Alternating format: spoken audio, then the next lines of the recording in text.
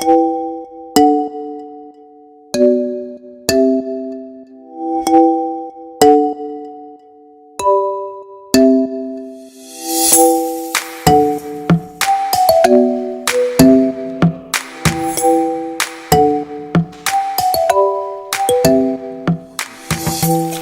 and gentlemen, and today we're going to make a rib roast.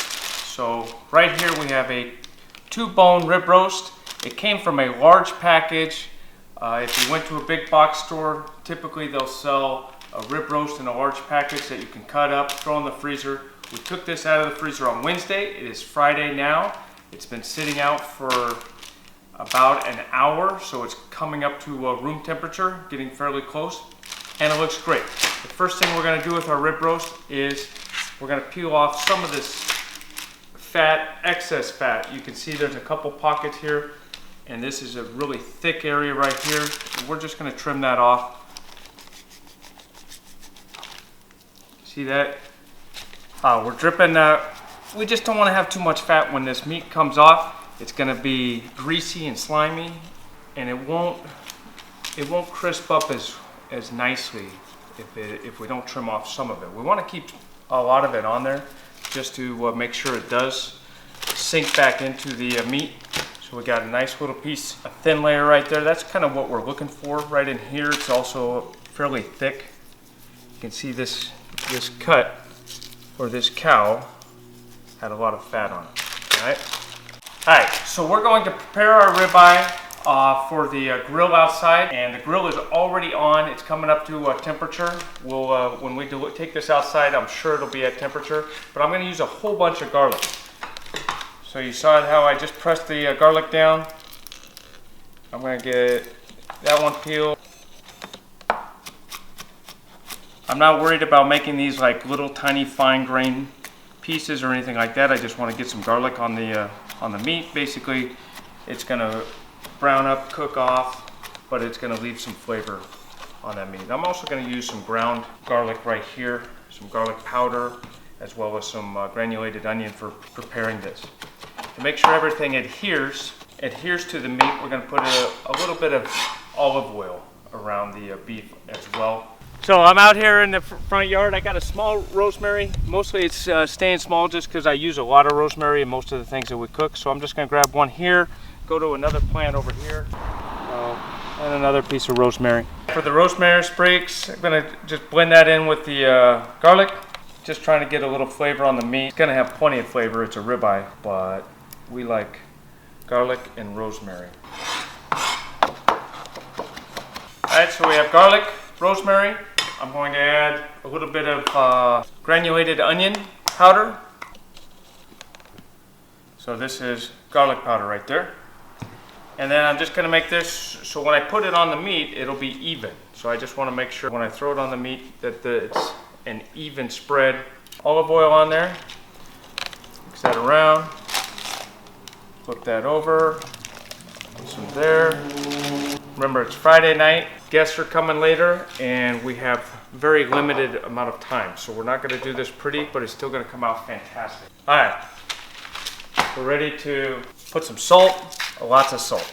Salt's going to adhere to this meat. Salt's going to act as a little bit of a tenderizer, but it's also going to be part of that really nice flavors that are going to sit there and adhere to the meat, salt and meat, especially beef. So let's just put our stuff on there.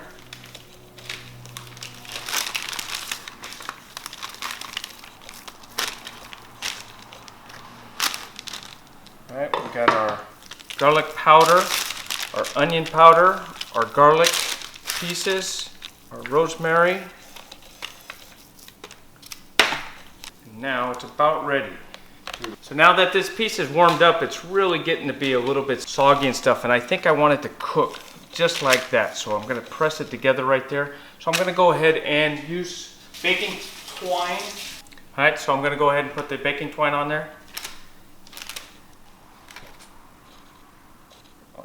So when it comes out, it's going to look like this on a plate. All right, our cook time should be around 80 to 90 minutes. So let's go out and talk at the grill. All right, we have a typical Traeger grill, and right now I'm running a Texas beef pellets blend of mesquite, oak, and pecan wood. The rib roast can take that kind of smoke. A mesquite's pretty strong. I wouldn't use it for fish, but for a rib roast or some sort of beef ribs or something like that, it'll work very well. I have this Traeger on high, so I'm just gonna set it right in there, and I'm gonna forget about it. All right, so just literally 10 minutes ago, we put together the ribeye. We've got less than 2 hours now. It's 4:15. Dinner's to be served at 6 on a Friday evening. The ribeye we took out of the freezer on Wednesday. Took it out of the refrigerator, an hour and 20 minutes ago. Doctored it up a little bit with some olive oil, some garlic, and some rosemary, and put it out there on the grill. So now we have to find some sides. I would rinse every vegetable, potato, because I'm not going to take the skin off, so I want to make sure they're well rinsed. So I need these to dry off just a little bit before I do anything with them. Garlic, olive oil, a little more rosemary. Into the oven, 425. Okay, so now we're just going to peel some carrots. I like the colorful carrots just because at the end of the day, they're going to look really nice.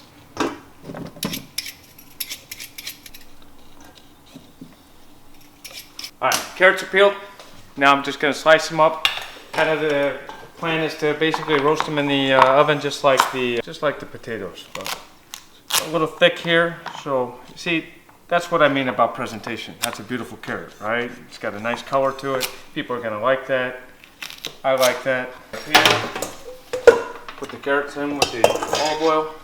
That olive oil does one, it imparts a salt, pepper. Imparts flavor, but allows that salt and pepper to adhere to parchment paper, just because I don't want to do dishes later, and that's it. I'm only 30 minutes into preparing a prime rib dinner for 6 or 7 people tonight. All right, so it's been, what's it been? It's been 40 minutes since that prime rib is in there. I think we're just gonna go take a look at it and see where we're at. All right, so let's see how we did. All right, it's crisping up. You see all that fat is leaking out of there. Beautiful, right? Look at that. It's just gonna grill right off with all that fat, and I'm just gonna turn it. See, we don't have any burn marks or anything. A little crispy on the garlic. That's totally fine, and rosemary's crisping up. But other than that, I think it just looks good. So I'm gonna just close that lid again, and we're gonna go another 30 minutes before we do anything with it. So it's been what, 45 minutes on the vegetables, the carrots that we put in, and the potatoes. So I'm gonna go ahead and check them now, and see the potatoes right there, mix them around a little bit, make sure they're getting brown on both sides in there. Oh, we know the little ones are done. That one's perfect again, right there. Oh, they're super soft. So just, I'm gonna let them cook for just a few more minutes. Pull these guys out right here. What do we got? Carrots are almost there. 5 minutes on the potatoes more, and 10 more minutes on the carrots, and then vegetables are done, less than an hour. Okay, so it's been 30 minutes more on the prime rib, and it's been in for over, what, 1 hour and 5 minutes. So let's go take a look, see where we're at. Still going on the crisp, that fat's still burning, beautiful. Look at that. So what I am going to do is I'm going to just take my handy dandy little thermometer, and I'm going to stick that down right down in the middle. I'm going to just leave it there for the rest of the cook, and I'm going to check the temperature right now. They're at 107, and so what am I looking for? I'm going to go to about 145, 150 today. So I'm going to just close this back up, and we'll see it in 30 more minutes. All right, so we're going to check that temperature one last time. And it's going to come out at 142. I think that's good enough, because what we're going to do is we're going to take the meat off, we're going to place it here, we're going to take it inside, we're going to put aluminum foil over it, we're going to tint it. For about 20 minutes, we're going to let that meat rest. If you cut into it right away, of course it's going to bleed all over the place, and all of those great juices are gone from this beautiful prime rib.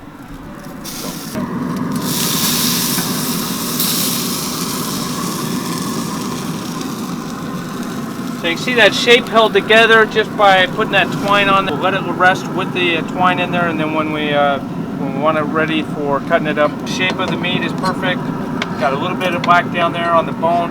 This is gonna be absolutely delicious. So we just took the rib off the grill. It was 142 degrees. It's gonna continue to cook right there. So we're gonna go ahead and just tint it for 20 minutes, let it rest, let it cool down a little bit, let those juices stay inside. Instead of using aluminum foil or something, I'm just gonna throw my roasting pan over there and call it good.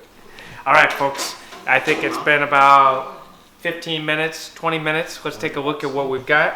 All right, let's go. So we're gonna cut this twine. Remember, we're just holding the shape. Everybody wants to make it pretty, 1 inch apart or something like that. Hey, just put some twine on there to hold that shape so it looks great.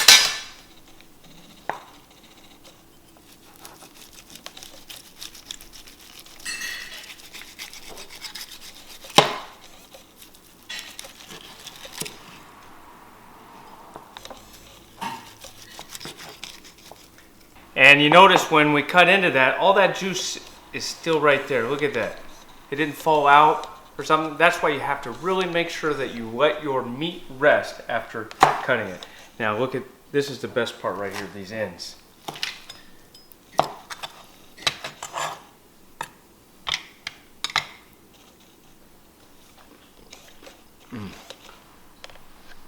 Film crew? Nice. So where are we at?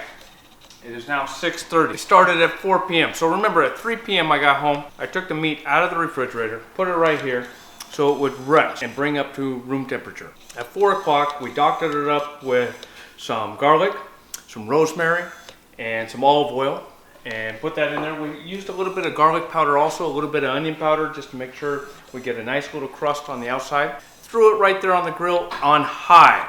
So that Traeger was on high. The Traeger basically was between 430 probably and 450 the whole time. It's not a consistent heat like if you did it in the oven. You're gonna come out with a beautiful roast in the oven is just as well, but you're not gonna get that smoky flavor. And so it's summertime, and so today we went ahead and put it on the grill, and we got a great prime rib. And in between that time that this was cooking, we went ahead and took some potatoes, carrots, mushrooms, zucchini, and cooked it all off. The mushrooms were cooked on the pan, and then the carrots and the potatoes in the oven, and all of that was done in 2.5 hours on a Friday afternoon after work. And 6:30, we're ready for guests to arrive and serve. All done. Thank you very much. Delicious.